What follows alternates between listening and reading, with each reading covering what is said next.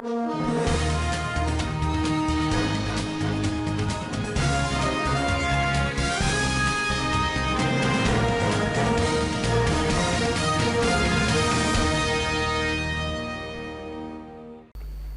viewers, welcome to Standard Voice Television News Update. I am Samira Ibrahim. President Bola Ahmed Tinubu has issued a strong and reassuring declaration that his administration will confront and defeat banditry and terrorism in Katsina and across the nation's troubled regions. Speaking at a high-level state dinner hosted in his honor at the Katsina State House, the president emphasized that his government will not relent until the forests long turned into hideouts by criminals are reclaimed and returned to the people. The president's remarks come at a time when parts of Katsina and neighboring states in the northwest continue to suffer from relentless attacks by the armed groups. He reassured the people of Katsina that the federal government is mobilizing a multi-agency operation that will not only flush out bandits but restore full government presence in all vulnerable rural communities. Governor Umar Dukkoradda, who welcomed the president, thanked him for his unwavering support and renewed focus on security in the region. As part of his visit, the president also commissioned strategic security projects and met with military commanders stationed across the state. With this bold declaration from the commander-in-chief, Katsina is state at the front line of Nigeria's security challenge may now be at the heart of a renewed national offensive to restore peace and stability across the northwest. The president, Jibril Abbas, others also graced Governor Dukkoradda's daughter's wedding in Katsina. The 1 Brigade Nigerian Army, under the command of Brigadier General Timothy Oforum, has achieved a significant operational success in its ongoing fight against terrorism, neutralizing several bandit leaders and recovering arms in Talata Mafara and Karal, the local government areas of ZAMFARA state. In a statement issued by Captain Suleiman Omali, Acting Assistant Director of Army Public Relations for the 1st Brigade Nigerian Army, it was reported that on the morning of May 1, 2025, troops from Combat Team 6 encountered a large group of armed bandits who had infiltrated Kwanuka village in Talata Mafara local government area. The bandits had been attacking locals and setting houses on fire before the arrival of the troops. Upon contact, the troops engaged the criminals in a fierce gun battle, successfully neutralizing several terrorists, including 5 notorious bandit leaders, Autajiji, Lankalli, Sagidi, Kachalla Rijaji, and Kachalla Suza. Reinforcements from the 1st Brigade Quick Response Force and the 1st Brigade Special Forces pursued a fleeing bandit, leading to the recovery of cache of weapons.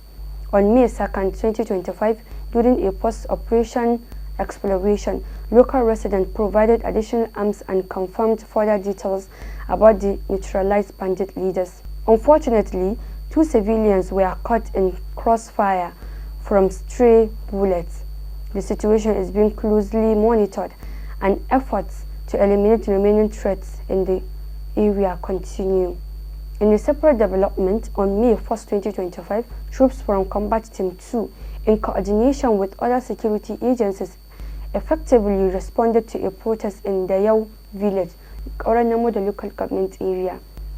Brigadier General Timothy Oforum commended the bravery and professionalism of the troops and reassured citizens of the brigade's unwavering commitment to restoring peace and security across the state.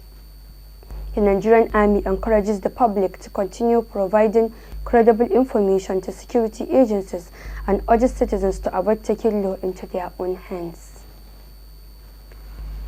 The House of Representatives Committee on Public Petition has summoned the governors of ZAMFARA and Benue states, along with the leadership of their houses of assembly, to appear before the committee on Thursday, 8, 2025, to explain why their functions should not be taken over by the House of Representatives. The invitation by the House of Representatives Committee is sequel to a petition written by a civil rights organization, Guardians of Democracy and Rule of Law, urging the House to take over the functions of the 2 houses of assembly.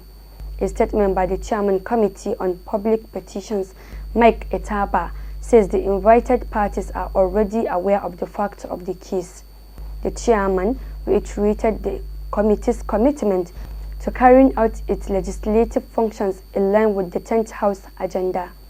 The Zamfara State House of Assembly is currently embroiled in a significant political crisis marked by internal divisions, allegations of constitutional violations, and the emergence of parallel legislative factions.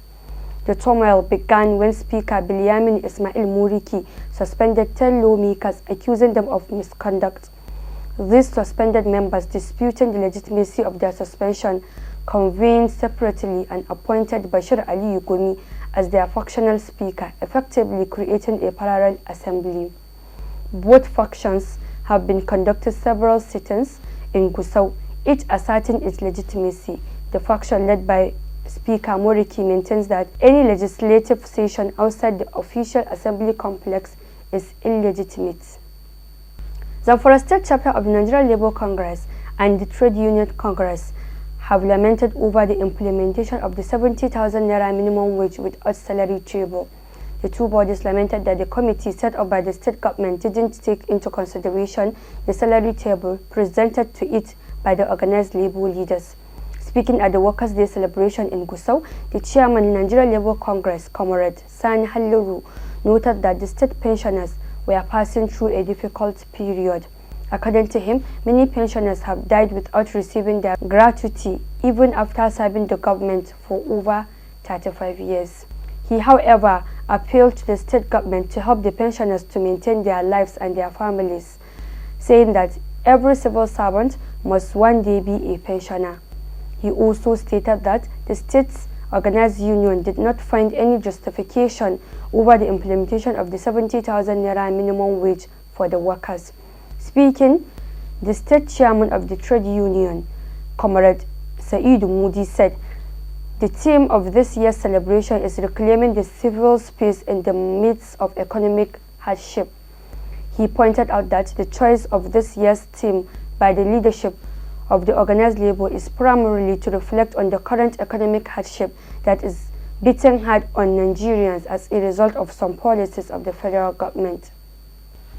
No fewer than 14 officials of the Nigerian National Petroleum Company Limited, including two former chief executives, Mele Kyari and Abubakar Eraduwa, are currently under investigation by the Economic and Financial Crimes Commission over alleged misappropriation of funds and abuse of office.